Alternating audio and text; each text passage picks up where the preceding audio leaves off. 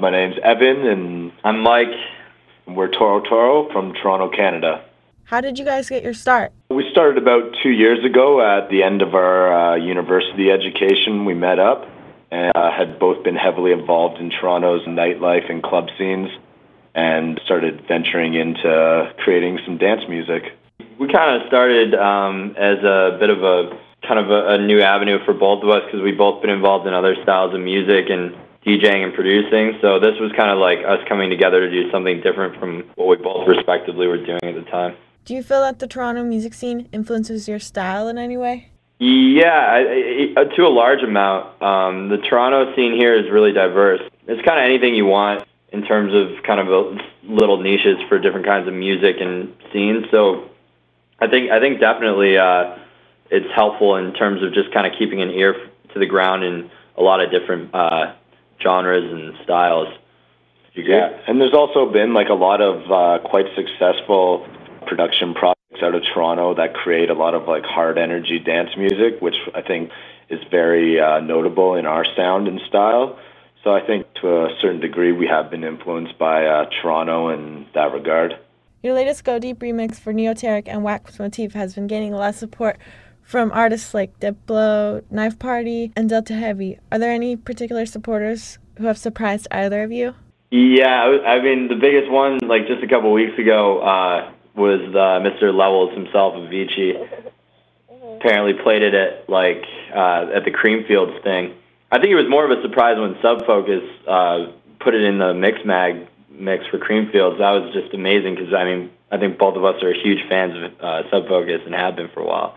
But Avicii playing it was just like almost, I didn't even believe it at first, so it was kind of crazy. Yeah. A lot of people have like told us that their moms really like the song, so that's kind of cool. My mom really likes it too, so yeah, we weren't really expecting it to, we just kind of made it, and it went further than I think either of us really anticipated it ever would. But people, we were just experimenting with sounds, and everyone really kind of got into it, so that was cool. You guys are going to be performing at the Avalon this Friday night with Calvatron and M Machine. What kind of vibe do you hope to bring to the venue? Moombahton, electro, or a mix of everything? I think with the big room, we like to just keep it really high energy, whether it be Moombahton or electro. We definitely get through a lot of different bass music styles, from bit of dub, bit of heavy up-tempo electro, Moombahton, of course, and definitely just shuffle it around and keep everybody in that big room excited. Are you working on any new tracks right now?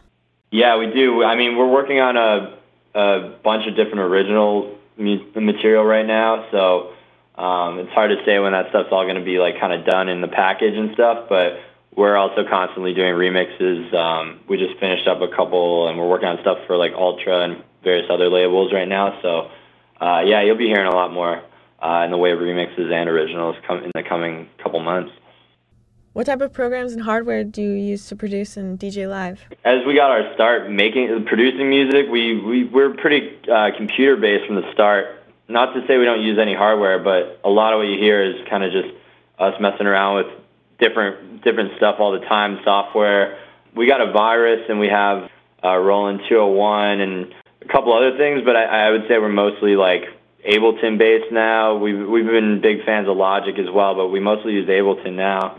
And, just a bunch of, even a lot of the stuff that comes with Ableton is really, really good. We use a lot of that stuff in our sound, too. So it's really just kind of how you can be creative with it and how you use it, really. Yeah, a lot of, our own handcrafting of the sounds that we put into our music is, a big component of making ourselves sound different despite using similar software to what I guess a lot of other producer and DJs are using. Do you have any advice for young producers? Keep working at it. I think music's kind of a never-ending journey, so don't really get too disheartened at first, and just keep plucking away at it, and staying focused and taking your time with it. Don't overstep any of the small details because they all add up in the big picture of things. Yeah, that's a good point. Yeah, and I would also say just keep an ear to the ground for everything that's going on out there, but don't listen too hard, because really when you step away from that and kind of just do you, really get in the zone, it can turn out to be really awesome and better than anything you kind of thought. But if you're always kind of judging what's going on and listening too hard, sometimes you can drop the ball and kind of just end up recreating the stuff that's going on. And I think really now more than even in the past few years in dance music, what really grabs a lot of people's attention is kind of doing something a little bit different and not doing all the same stuff that everyone's doing. So it's not always about how technical you are. A lot of it just comes down to kind of executing a cool idea. But definitely try not to shy away from just being you. Is there anything you want to tell your fans? Definitely come out to Avalon nightclub this Friday night. We're really looking forward to be back in the LA area.